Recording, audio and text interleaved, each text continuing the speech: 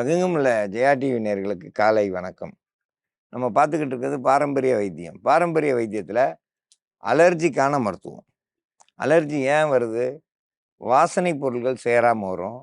நம்ம சாப்பிட்ற சாப்பாடுகள் சரியில்லை, அதில் எண்ணெய்கள் சரியில்லை, பழைய எண்ணெயாக இருந்தால் அதுவே அலர்ஜி ஆயிரும். இன்றைக்கி நிறைய எல்லா உணவுலேயும் இந்த சோடா உப்பு போடுறாங்க. அது போய் சாப்பிட்டதுமே சேராது சில பேருக்கு. அதனால் அலர்ஜி இருக்குது. புது புது சென்ட் அடிச்சுட்டு வருவாங்க. அந்த சென்ட் வாசனையிலேயே உடம்பு அலர்ஜி வந்துடும். இல்லை, சிறு பூச்சிக்கள் கடித்தாலும் அலர்ஜி இருக்கும். வெளியிலேருந்து வரவங்களுக்கு லேசாக கொசு கடித்ததும் உடம்பெல்லாம் வீங்கிரும். கொசுக்கடியிலே இருக்கிறவங்களுக்கு ஒன்றும் செய்யாது. கூவாத்து ஓரத்தில் இருக்கிறவங்களுக்கு கொசு கடித்தா கொசு தான் சாகும். அவன் நல்லா இருப்பான். ஏன்னா அந்த அளவுக்கு அவன் உடம்பு அதுக்கு தக்கன மாறி இருக்கும். ஆனால் நமக்கு தாங்க முடியாது. ஒரு கடி கடித்ததும் உடம்பெல்லாம் அரிக்கும், எரியும். இந்த அலர்ஜியை சரி செய்கிறதுக்கு வெத்தலை, அருகம்புல், மாங்காய், தண்ணீர், மிளகு, நாட்டு இலந்த பழம், தேன், இதெல்லாம் கூட்டு கலவையாக சேர்ந்து இப்போ நம்ம மருந்தாக தயாரிக்க போகிறோம்.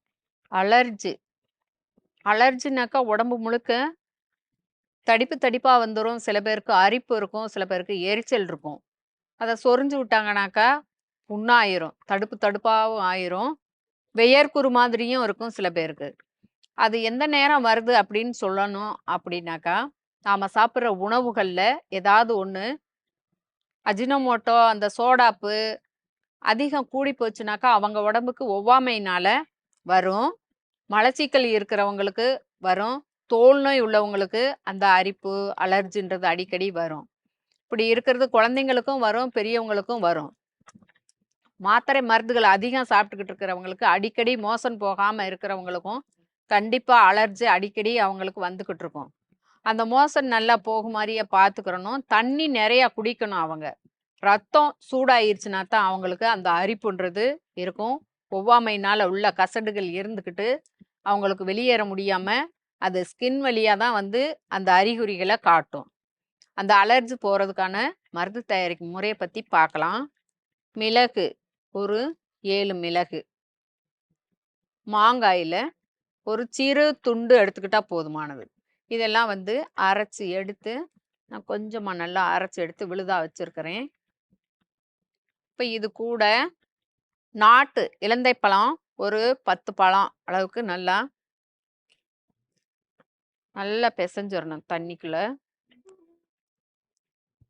ஃப்ரெஷ்ஷாக கிடைக்கிறதுனாக்கா சீக்கிரமாக நம்ம அதை சாரா எடுத்துடலாம். காஞ்சிருந்ததுனாக்கா ஒரு 10 நிமிஷம் முன்னக்கூடியே தண்ணி ஊற்றி நீங்கள் ஊற வச்சுருங்க. இனிப்பு புளிப்பும் சேர்ந்த சுவையாக இருக்கும். கூட்டு மருந்தோடு எடுத்துக்கிறப்போ உள்ளுக்க நச்சு கிருமிகள் இருந்தாலும் அந்த எரிச்சல், வலி, வேதனை, கசடுகளை உடனே வெளித்தள்ளிரும். இது கூட நம்ம அரைச்சி வச்சிருக்கிற அந்த விழுதை கூட சேர்த்துடணும்.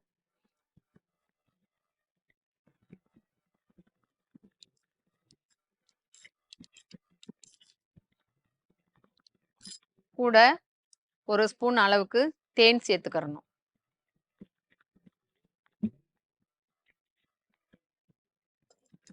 இந்த கலவையை ஒரு 50 மில்லி இருக்கிற மாதிரி நல்ல இனிப்பு, புளிப்பு, துவர்ப்பு, கார்ப்பு எல்லாம் கூட்டு மருந்தில் மிளகு, வெற்றிலை, அருகம்புல், மாங்காய், தேன், நாட்டு இலந்தை இது கூட நல்லா தண்ணி சேர்த்து நல்லா கரைச்சி எடுத்துருக்குறோம். இது நல்லா சிப் பண்ணி ஸ்பூன்லேயோ டம்ளர்லேயோ வச்சுட்டு நல்லா சப்பி மெதுவாக குடிச்சிட்டு ஒரு அரை மணி நேரத்துக்குள்ளே அந்த அலர்ஜின்றது சரியாயிரும். நல்லா யூரின் போயிடுவாங்க, மோஷன் போயிடுவாங்க.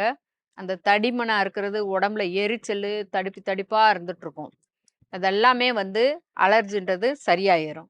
அலர்ஜிக்கான மருத்துவம். அலர்ஜிக்கு வெத்தலை, அருகம்புல், மாங்காய், தேன், மிளகு, நாட்டு இலந்தை பழம், தண்ணீர் கலந்து நல்லா கரைச்சி எடுத்திருக்காங்க, அரைச்சும் எடுத்திருக்காங்க. இதை அப்படியே குடித்தோம்னா உடலில் இருக்க தடிப்புகள் ஒரு 10 நிமிஷத்தில் மாறிடும்.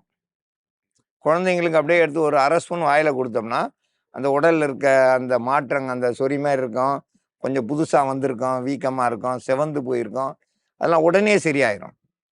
குழந்தைகளாக இருக்கட்டும், பெரியவங்களாக இருக்கட்டும், இது சாப்பிட்டாங்கன்னா கண்டிப்பாக அலர்ஜி சரியாகும். அலர்ஜிக்கு இது ஒரு சிறந்த மருந்து. இந்த மருந்தை பயன்படுத்தி பயன்பெற வேண்டும் என்று கேட்டுக்கொள்கிறேன்.